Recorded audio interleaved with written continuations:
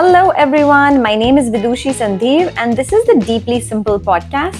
Here we break down deep concepts or complex or confusing concepts around wellness into simpler and easier to understand habits that are always driven by first-hand experience.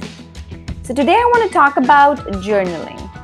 I know this topic is talked about very often and it's kind of become a trend. But here I want to share 3 perspectives on how journaling can be really a very simple yet a very powerful tool. Now, journaling has been a part of my life even before it became a thing in the wellness industry. And a few years back, I found journals that I had written in grade 7.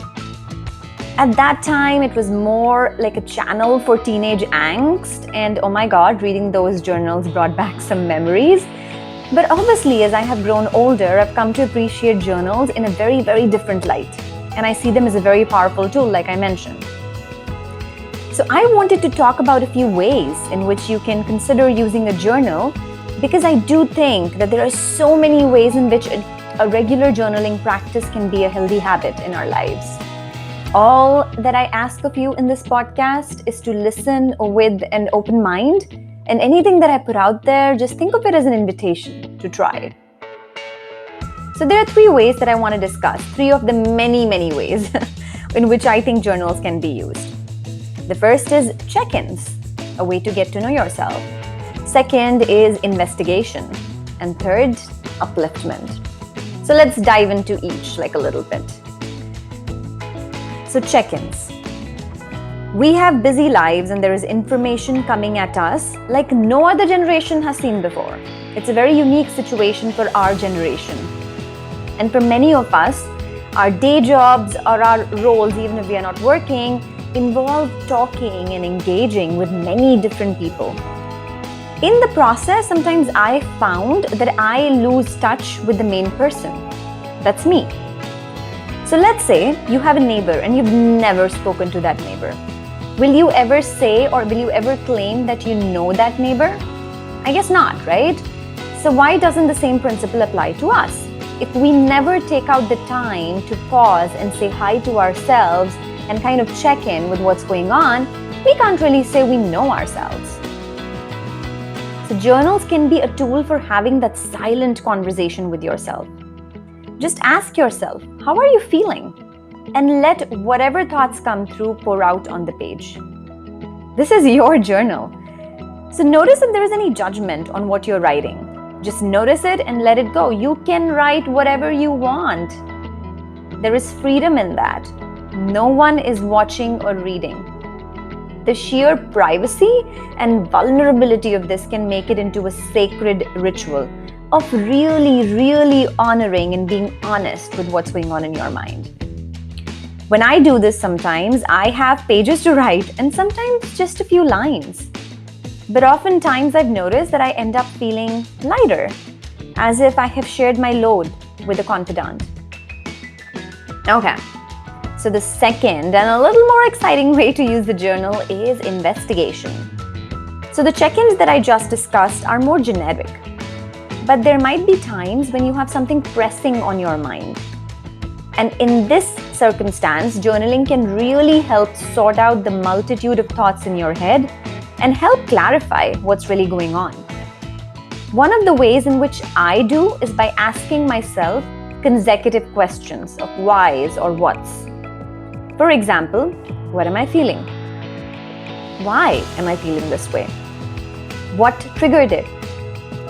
What do I know about the situation? What am I assuming about the situation? What do I need?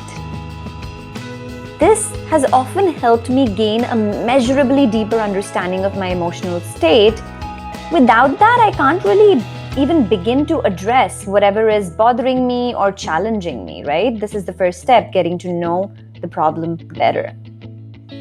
I'll give you a practical example.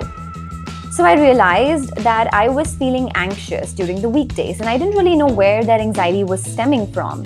And by using these questions as a tool in my journal, after a few days, I realized that I was carrying work stress into my evenings. Now, I cannot 100% control my work environment, but I can develop mindsets and habits that help make it easier for me to handle whatever is coming at work and for kind of leaving my work behind in the beginning of the evening. So if I had not understood that this was the root cause of the anxiety, I probably would not have found a way to alleviate the anxiety. And this helped me understand that I needed to break the day and kind of do something that signaled my brain that the workday is over and the rest of my evening is beginning. So I do that with like a quick 15-minute meditation. Every day after I do the meditation, I shut down the laptop and I don't look at the laptop again. But I would not have gotten to the solution had I not journaled what was happening and asked myself those questions during investigation. All right, so we covered check-ins, we covered investigation, and now the fun way to use a journal, or another fun way, is upliftment. Upliftment of your mood, upliftment of your ideals or ideas. Happy, light upliftment. For example, let's say you read something on Instagram or in a book that ignites something inside you, makes you feel inspired or light or happy. Write it down.